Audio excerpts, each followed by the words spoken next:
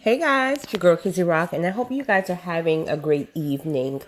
I'm in the middle of moving, so I may sound a bit echoey, but sometimes when the homes are empty, it sounds a bit echoey, if echoey is a word. But I wanted to chat with you all about a subject that's very sensitive, especially during these times, and that's racism.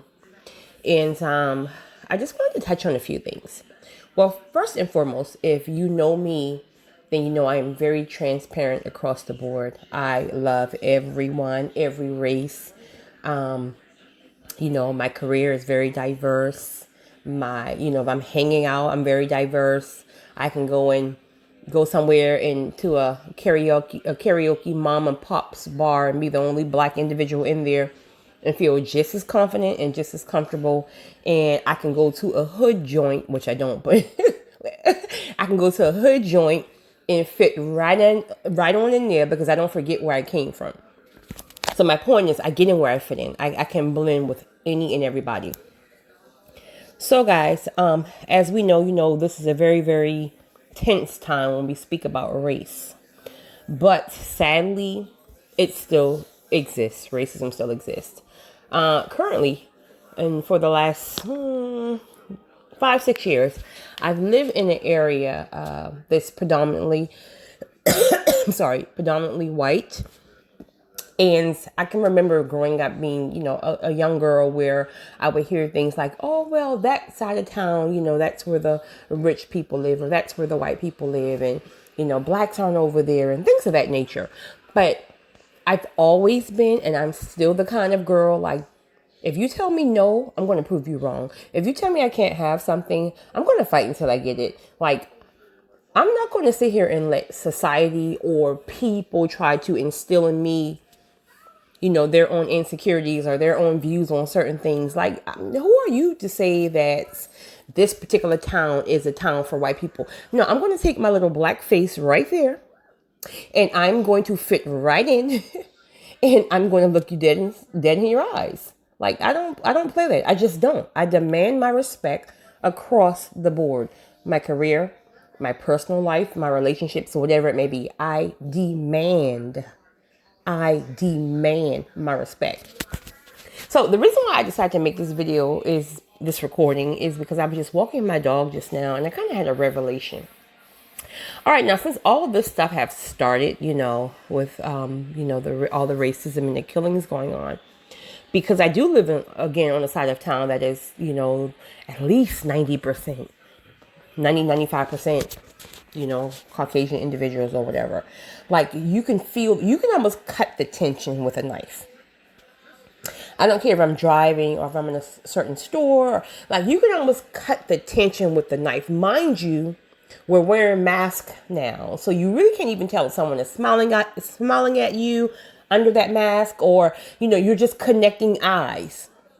But what's so crazy is that eye contact is no longer exists, and it could be again because of the racial tension, but also because some people are really paranoid about COVID-19.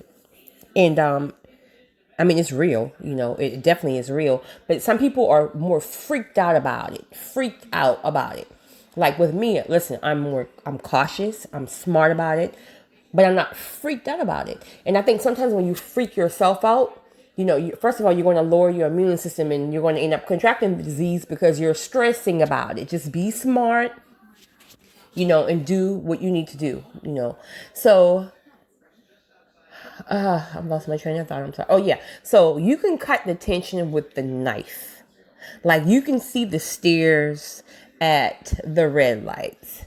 Like, okay, y'all are asking for too much. Or y'all are trying to demand too much. Who do you think you are? That type of thing.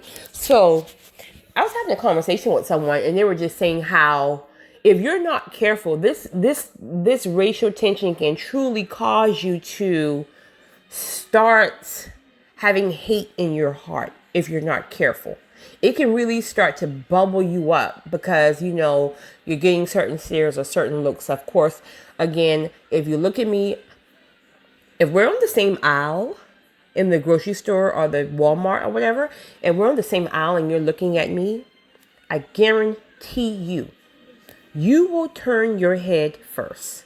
You will turn your head first because I want to lock eyes with you to let you know that I know who I am. I'm not lost. I know exactly who I am and whose I am. So, no look of intimidation. I will look you in your eyes and I guarantee you will turn your head first. And it happens all the time. Right. And of course, I've experienced, little certain things. You can tell just straight up racist. You can, and it's not even black or white. It's about hate. They have a certain demonic spirit within them. And you can just see it. They don't even have to say anything to you. They don't have to say anything racist to you, but you can tell them their spirit. So to me, it's not about a black or white. It's about hate in your hearts, period. But what I find, and I'm laughing because I'm like, you know what? Listen, at this point, we're at peace. Well, I'm at peace. So if you're disturbed, if your spirit is disturbed, that you are bothered, if your spirit is disturbed, that is not at peace, then I won. Because I'm good. I'm at peace. But your spirit is disturbed. So I'm going to pray for your peace. So whatever you're going through and why you feel the way you feel or whatever, like you're not at peace. I am. But let me tell you what I've experienced today, a few minutes ago. And actually, if I'm honest, probably maybe about 7 times in the last month, I would say. So here's the thing. Because there's so much tension going on, right? We really don't know what anybody's thinking. You don't know if somebody's avoiding you because of their fear of COVID.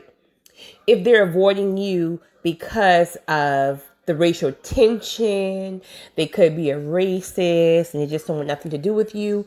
But you know what I discovered? There's a group of individuals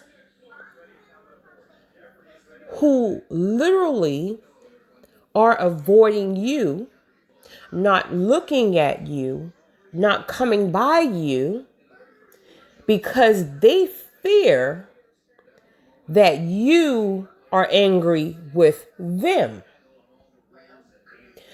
I discovered that so many times. And because I've had the encounter with the individuals who I know were racist, whatever their deal is, whatever, it kind of made me just started to isolate myself from all, if I'm honest. And then the Spirit spoke to me. This is maybe about a couple of weeks ago, and I've been doing it ever since. The Spirit will speak to me and tell me when to speak first. Meaning, if I'm on the aisle with someone, right, it's just me and, let's say, a lady with her children. At this point, nobody's really looking each other in their eyes. Could be COVID, like I said, could be racism. So the Spirit would nudge me and say hello to her. And I'm like, God, why I got to say hello? Like, why I got to say hello? But of course, my obedience. So I realized that when I say hello, the reaction is almost like, oh, hi. How are you? And then a conversation sparks from that, right? An authentic conversation. Because I have discernment, a gift of discernment, I can also feel the Spirit. The Spirit is pure. So what I realize is that, okay, this particular person is not a racist. This person didn't look at me, not because they have a fear of COVID, not because they don't like an African American woman or a black woman.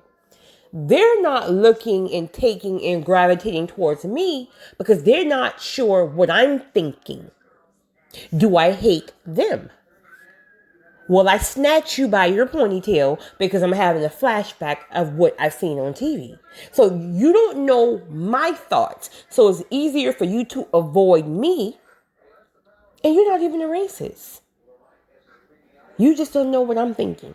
But you see how the enemy can work? He can really have you in an uproar. He can really have you hating people and having all this strife going around, and it's not even what you're thinking. You could be the light.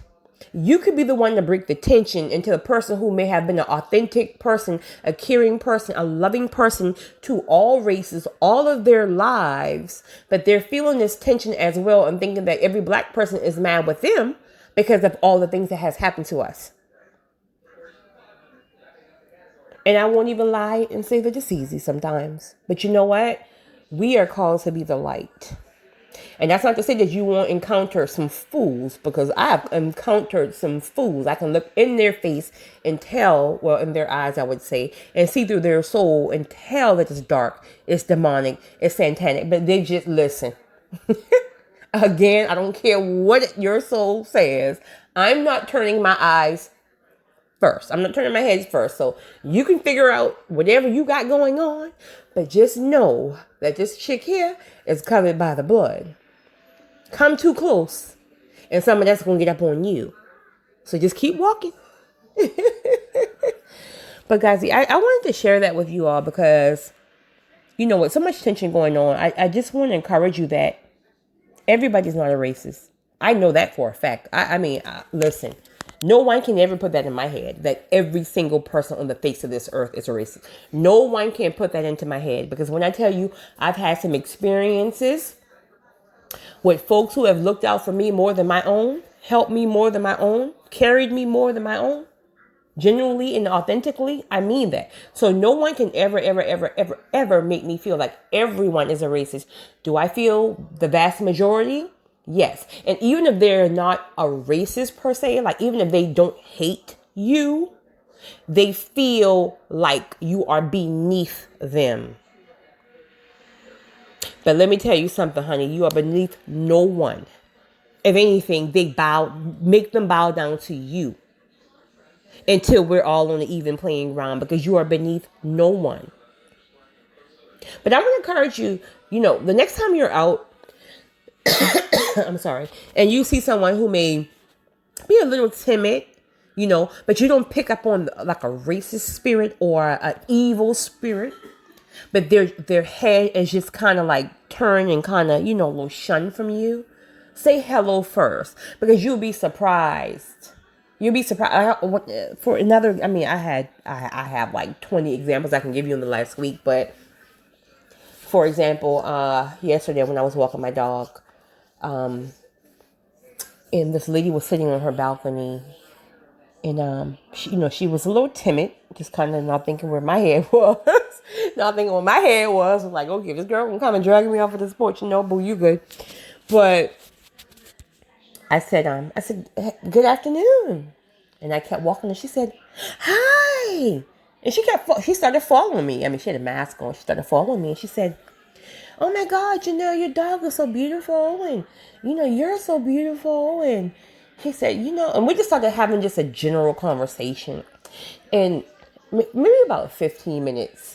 And she then said, as I was finishing up the conversation, she said, I'm so glad that you stopped and talked to me. She said, during these times, like, we have to communicate. We have to talk with each other. Like, it's so important during these times, so we can be sure that the light of God is showing through us. So I didn't even have an idea that this woman knew who God was. But you see how just me saying hello opened that dialogue, opened that conversation where we could really have an open discussion about what's going on, respect each other, and try to learn from each other, because that's what it really was about. But see, Satan is so retarded that, well, that's not a nice word. Satan is so crazy. That's not a nice word. Satan is so foolish that he want to keep everybody in strife. He want to keep everybody on edge. He want to keep everybody mad with each other. So, anyway, I just wanted to share that with you guys.